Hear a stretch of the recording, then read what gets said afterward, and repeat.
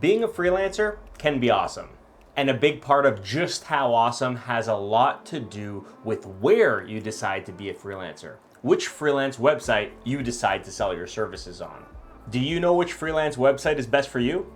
That is what I'm going to be talking about in this video. In this video, I'm going to be talking about some of the biggest and best freelance websites that you might want to consider, as well as some freelance sites that you might not have ever heard of that might be a good fit for you. I'll be listing some of my thoughts on them, some pros, some cons, and just some general feedback to get you started down the path of picking a site that'll be great for you. So if as you're watching this video, you find that it's really helpful, you should consider subscribing and sending this video a like. I really appreciate it. All right, so I'm gonna be starting with LinkedIn Services Marketplace. Because honestly, I had really high hopes for LinkedIn when it first announced that it'd be throwing its hat in the ring for the whole freelance gig economy game. My first impressions on the LinkedIn freelance marketplace is that this is probably somewhere for the freelancer who already runs a successful freelance business, or the business professional who already has a built-out LinkedIn profile that wants to branch out into freelancing. And the reason I say this is because unlike other major freelance marketplaces where you would actually create a listing or a web page for the specific services you're planning on offering, LinkedIn leverages existing LinkedIn profiles with the addition of some freelance specific tags or keywords. So basically, whenever someone needs to buy something and they search for a keyword or something that they're looking for in the search bar for the LinkedIn Services Marketplace, it'll just pull up all of the LinkedIn profiles that have those tags or keywords associated with them. Then the buyer needs to actually vet the LinkedIn profiles of the people that pop up and message them directly to work out a deal. And at this point, it doesn't really look like there's any way for freelancers to set up predefined services pages where everything's outlined and buyers have the option to just click order and submit payment information. Right now, it doesn't really seem like that's the case, and it is the case at a lot of bigger, more popular freelance websites, which is fine, but also part of the reason why I think LinkedIn is a better option for more established freelancers or business professionals with built-out LinkedIn profiles. Next is my personal favorite and the site that I run most of my freelance business through, Fiverr.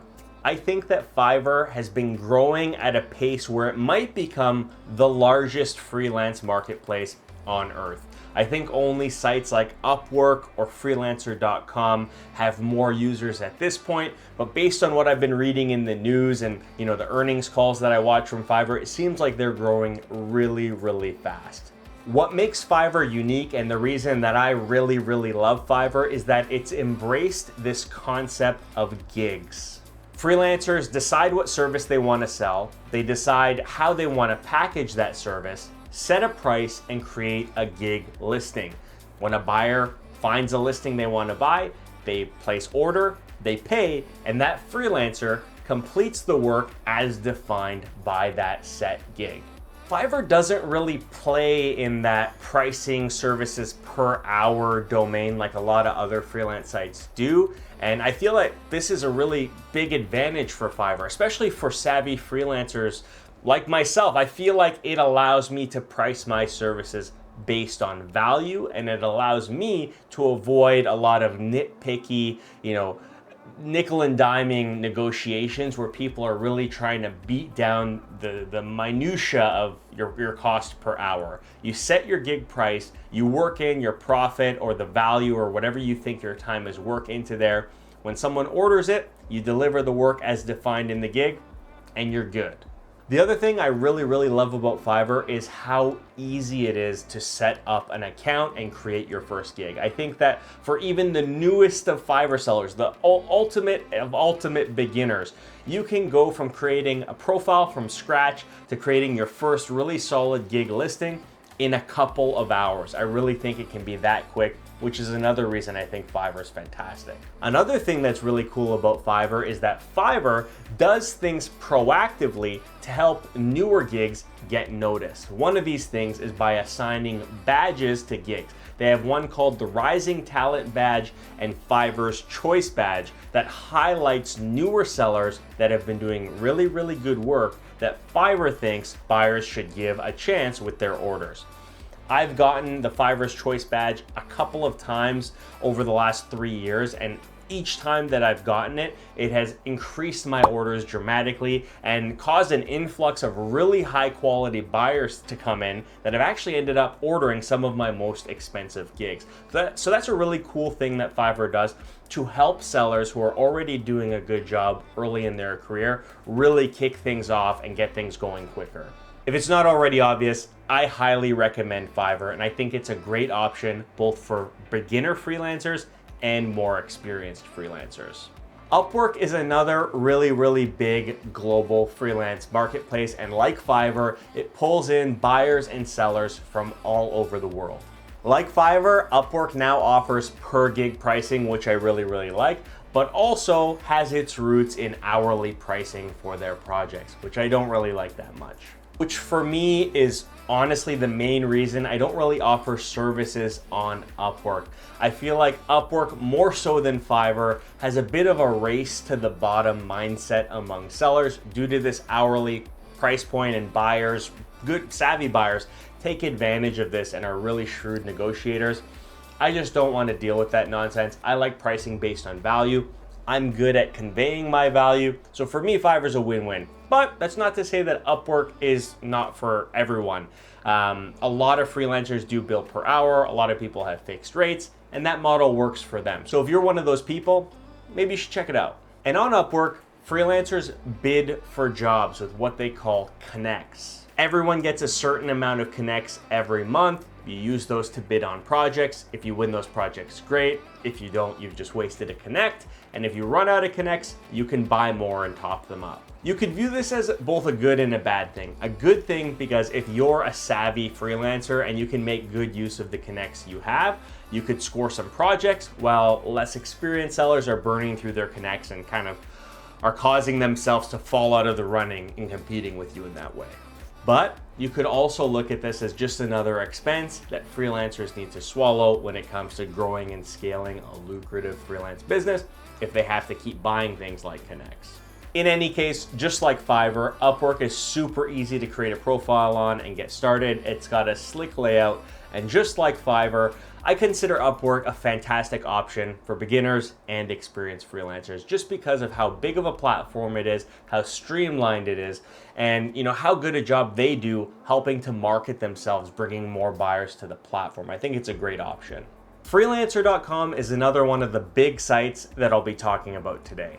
One thing I find really interesting about Freelancer.com is if you go to their homepage, you'll notice the ability to search for service providers based on their location, which is interesting because if you're a freelancer who wants to take advantage of your know-how or your familiarity with a particular location, take your hometown, for example, or the country that you were born and raised in, you could target buyers from that place by leveraging your location, which I think is pretty interesting, especially with services like translation or any sort of gig where a particular local language is important. I think that's pretty cool.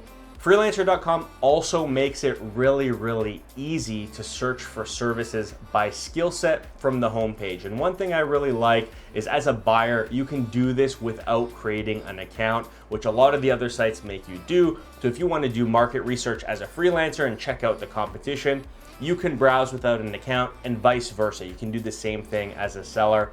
I think that's really cool, and it's a great way to get a feel for what type of services are being offered without really sinking so much time into creating a profile. I think that's nice. One other thing to note about Freelancer.com, and this is just what I've observed, is I view it as a site where the general quality of services on the platform doesn't seem to be as high as sites like Fiverr or Upwork. I could be wrong, but this is kind of what I've noticed by browsing through a bunch of the services on the site. The other thing, that's not so great about Freelancer versus sites like Fiverr or Upwork is that the interface is kind of clunky. It's kind of like early 2000s looking. It's not the slickest. And for me, if I'm going to be working in a platform all day, every day, like Fiverr, Upwork, Freelancer, or LinkedIn, I like to enjoy the user experience. I think there's definitely some work they could do there to step things up. Not a deal breaker though.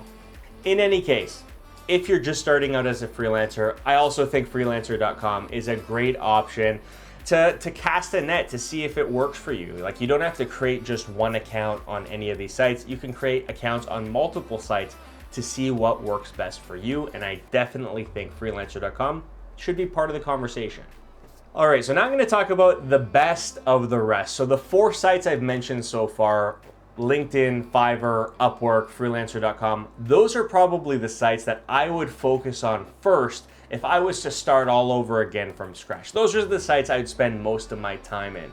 But those are not the only sites that are available. And luckily for you, as freelancing and the gig economy becomes more mainstream, more and more options are becoming available. And some of these options might be a great fit for you. So I'm gonna flash a couple on the screen here that you might wanna check out. Guru.com, it's an older option. It's not my favorite, but it's been around for a while and a lot of people swear by it. Toptal is one that's, really high quality freelance marketplace. I think they have a whole vetting process to get on board, but it seems like a site that could get really consistent long-term business for you if you do a really good job. Bribe.com is a company I actually did a sponsored post with months ago, but they're actually an interesting offering where they offer a freelance side of things, but also like an influencer marketing sponsorship side of the business. Cool one to check out. People Per Hour, another super popular one. And 99 Designs is an option for the creatives, designers out there. I've read online that it's a great option as well. Might want to check it out. Anyways, that's it for this video. I really hope it helps give you some guidance with regard to where you might want to start if you're just getting into freelancing and a little confused with which site you should get started with. This is just my 2 cents on a bunch of different sites. There are more out there, and these are just my opinions, but I hope they're helpful. And if you have any questions, feel free to leave them down below and I'll do my best to answer them for you. So thank you so much for watching. I hope you make a ton of money as a freelancer, and until next time, cheers.